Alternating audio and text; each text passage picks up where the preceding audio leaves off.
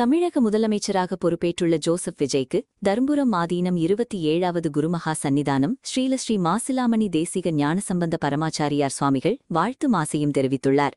இதுகுறித்து அவர் வெளியிட்டுள்ள அறிக்கையில், மாண்புமிகு தமிழக முதலமைச்சர் திரு ஜோசப் விஜய் அவர்களுக்கு இனிய வாழ்த்துகளும் ஆசிகளும். தமிழகத்தின் முதலமைச்சராக பொறுப்பேற்றுள்ள தங்களின் ஆட்சி தமிழக வரலாற்றில் நீங்காத இடம் பிடிக்க எம் மனமார்ந்த வாழ்த்துகள். வையத்து வாழ்வீரென தொடங்கி மண்ணுயிர் அனைத்தையும் தன்னுயிர் போல் கருதும் உயரிய அறமே சிறந்த ஆட்சியின் இலக்கணம். அந்த வகையில் சாதி மத இன பாகுபாடுகளை கடந்து வெளிமுநிலை மக்களின் வாழ்வில் ஏற்றம் தரும் உன்னத மக்கள் நாயகராக தாங்கள் வேண்டுகிறோம். தன்னால் தன் பரிசனத்தால் ஊனமிகு பகைத்திறத்தால் கல்வரால் உயிர்கள் தம்மால் ஆன பயம் தீர்த்து அரங்காப்பான் என்ற சேக்கிழார் பெருமானின் புனித வாக்கிற்கிணங்க இயற்கை சீற்றங்கள், சமூக விரோத செயல்கள் மற்றும் எவ்வித பகையுணர்வுகளுமின்றி மக்கள் அச்சமின்றி வாழும் சூழலை தாங்கள் உருவாக்கித் தருவீர்கள் என முழுமையாக நம்புகிறோம்.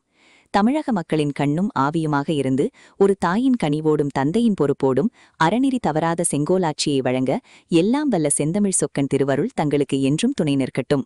தங்கள் அமைச்சரவையும் தங்களுக்கு உற்ற துணையாக நின்று பொதுநலனை மட்டுமே குறிக்கோளாக கொண்டு செயல்பட எம் ஆசிகள் என்று தெரிவித்துள்ளார்.